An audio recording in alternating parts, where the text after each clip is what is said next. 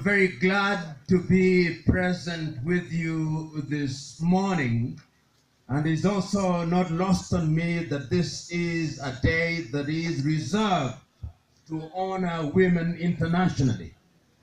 And it's only fair that we acknowledge our women. They are our mothers, they are our sisters, and for those of you who are married, they are your wives.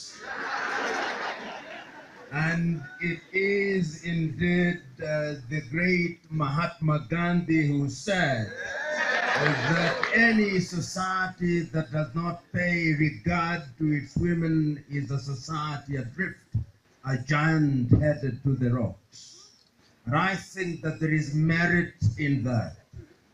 But let me start by, first of all, recognizing that what is happening in this university is what ought to happen in Africa. I travel a lot in Africa. I think I'm one of the most traveled young Africans, because people are youth up to age 65 nowadays.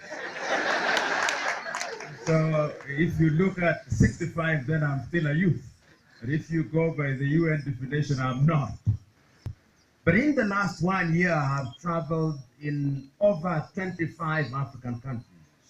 And if you permit me to brag, I think last year, the New Africa magazine did recognize that I'm one of the 100 most influential Africans today. And the reason why they did that is because I have a passion for the continent of Africa. And I've traveled, as I've said, to many African countries, and what strikes me is that Africa is the youngest continent. And when we talk about the youngest continent, we are saying that perhaps 70% of Africans are below the age of 35. We are over 1.2 billion Africans. The question is, what are we doing to improve our lot? Just to give you an example, right now, in a country that is known as Norway, their sovereign fund, fedha ambazo wameweka kama akiba, is 1 trillion United States dollars. 1 trillion United States dollars. They are about 5 or 6 million, which means that if you are to divide the money that they have kept away, every Norwegian would receive $190,000. That is a country that is moving in the right direction. Let me come back home. And we are one of the better African countries. Don't forget. You only don't appreciate this country when you have not traveled to other African countries. When you do, you know that this is one of the better African countries. But today, if we were to divide our debts, because we have no money, we have debt. I like it. Each one of you would have a debt of 100,000 shillings. Excluding the help debt which you have.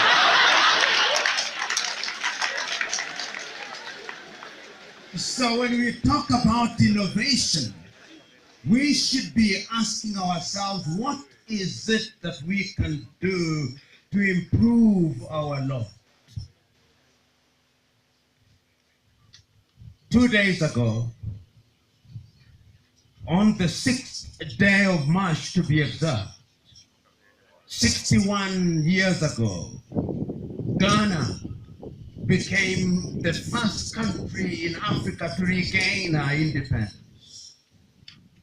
And I want you young people to take time and read the speech that was given by Ghana's Kwame Nkrumah 61 years, 2 days ago in Accra, Ghana. He was addressing young men. At that time, there was only one university in Ghana. But if I remember very well, Kwame Nkrumah said many things, but he reminded his audience that the reason why they had fought for independence was that they could use their resources to improve the quality of the people's lives. And one of his secretaries reported about 2 years after they had regained their independence, or is it about 4 years, when the great Akosombo Dam had been built to generate electricity for Ghanaians. She remembered that one day they were driving in the streets of Accra with Kwame Nkrumah. And there was a young man sitting under an electric post, reading at night from the light in the streets. And she remembers Nkrumah saying, one day, every household shall have electricity, that they may read from the comfort of their home. That was 61 years ago in Accra, Ghana.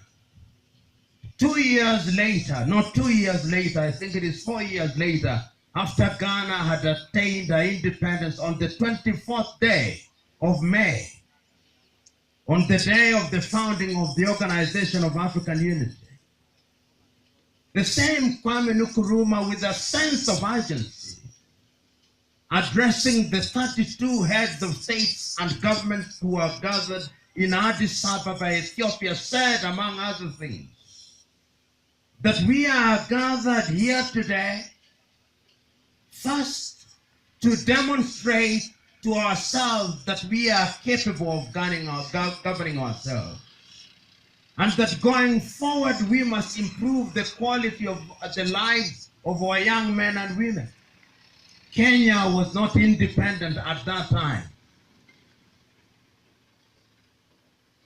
But several years after the founding of the Organization of African Unity, Kenya attained an independence on the 12th day of December 1963.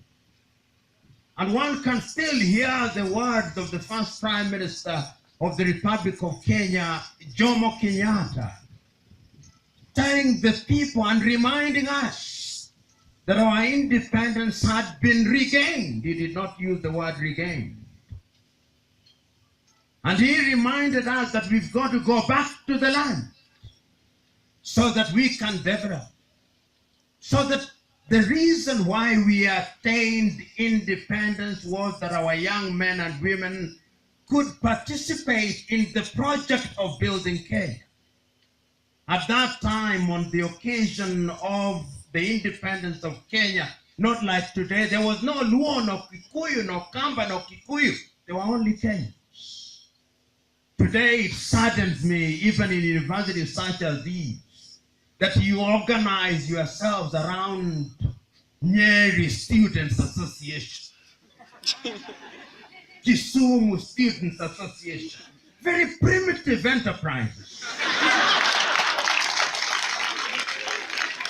I would myself love to hear that we have sociology students, agriculture students, history students, engineering students. That is what we ought to be doing. And if you doubt that it can't be done in this part of the world, you go to Tanzania. You don't have Sondusa, South Nyanza Students Association. Those are primitive enterprises. You don't have Kirinyaga Students Association. Yet, when we gained independence, the clarity of the vision of the people who led us into independence was that we should be united as a people. But united in our diversity, which is very important, so that the Maasai can celebrate their culture, so that the Kikuyu can celebrate their culture, and the Kamba and the Kikuyu and the Mijikenda. And it is in that diversity that we acquire our strength. It is Kenya's Ali Mazurui who has written a book. It is not the Tower of Babel, it is the power of Babel. And I think there is power in Babel if you harness it. At that time, there was possibly only one university, the University of East Africa, Subsequently, we had the University of Nairobi, and then, of course, Moi University and Kenyatta University. Today, we have nearly 68 universities, giving opportunity for young men and women to acquire knowledge. But for what purpose are we acquiring knowledge? This is the question that we must ask. Several years down the line today, we have produced doctors in their thousands. Yet, when we are sick, if we can afford it, we send our sick to India. Several years down the line, we have produced many graduates in agriculture. Yet, China, with a population of 1.4 billion, still donates rice to us. Several years down the line, we have produced engineers. Yet, several years down the line, if you go to the streets of Nairobi, it is the Chinese who are building for us. Several years down the line, we have produced civil engineers. Yet, if you go to the streets of Nairobi and even the roads that are being constructed, it is the Chinese. Several years down the line, we have produced people who are in textile technology. Yet, you and me and many of us who are present here, when you talk of buying a new dress, it is only new in the sense that it has newly arrived in Kenya. Otherwise, it has been worn by some European and they are tired of it. And they are dumping it in Africa. Our textile industries have collapsed. If it is not Mountex, it is Rivertex. If it is not Rivertex, it is some other company in Kenya. They have collapsed. If you go to our supermarkets and you look at the labeling of the toothpick which you use after consuming meat, they are made in China. Toothpick. That is the Africa that we have. All of you and most of you are here. In your minds, there's been planted the seed that upon graduation you will be employed somewhere. In 1978, when I was a Form 4 student, China was a backwater country which was not famous for anything other than the Red Book of Chairman Mao Zedong. Today, China is the leader. Today, if you look at mobile telephony, and most of you here will have mobile telephones, half of the telephones that you have are either Huawei or Techno. In our very lifetime, the Chinese have succeeded into getting into that arena of technology. In 1980, when I was a Form 6 student, there were student riots in South Korea to protest against the military government. South Korea was a backwater economy whose economy was comparable to ours. Several years down the line, half of the phones that you have there are either Samsung or LG. There is not a single African country that produces a mobile telephone. Yet the ingredient that is used in every phone is found in Africa, in the Democratic Republic of Congo. What am I saying? I'm saying that history has demonstrated not once, not twice, but times without number, that societies only grow on the shoulders of our young men and women. If you are readers of literature, you will remember these famous words of Chinua Achebe, recorded in his famous book, Things Fall Apart, when one of the characters poses the question, and where are the young suckers that will grow when the old banana dies? These are the old bananas. Where are the young suckers that will grow when the old banana dies? This is the question. You will graduate from this university in a few years. Today, we as a continent, or we as the international community, recognize that we need to do certain things to improve the quality of our lives. We had the Millennium Development Goals, and now we have the Sustainable Development Goals, the SDGs. What are we doing to ensure that we are capable of realizing those goals? At the continental level, we have Africa Agenda 2063, which is founded on 7 pillars. How many of you are aware of Africa Agenda 2063? It is the promise of Africa Agenda 2063 that by the year 2063, when all of us here will be upstairs with God, we will have a middle-level economy where the Democratic Republic of Congo will be the Silicon Valley of Africa. East Africa will be technologically advanced. West Africa will be producing cars. There will be a road from Addis Ababa to Dakar in Senegal, another road from Cape Town to Tunis in Tunisia, and Cairo in Egypt. Will have the Central African Republic. And moving towards that agenda, if you look at one of the pillars, it says that by the year 2020, all the guns will be silent in Africa. There will be no wars.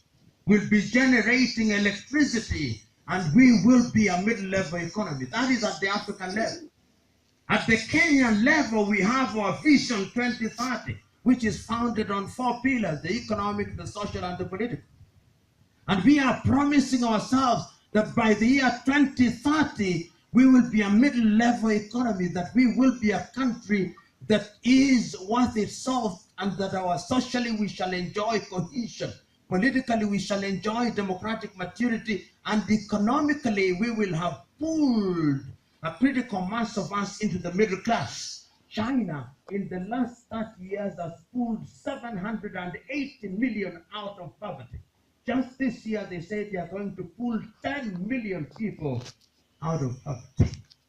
The question is, what will be your role in that agenda? Some of you think you are young. If you read history, ask yourself, how old was Vasco da Gama when he was leaving Lisbon to go and look for spices in India? How old was David Livingstone? In his 20s.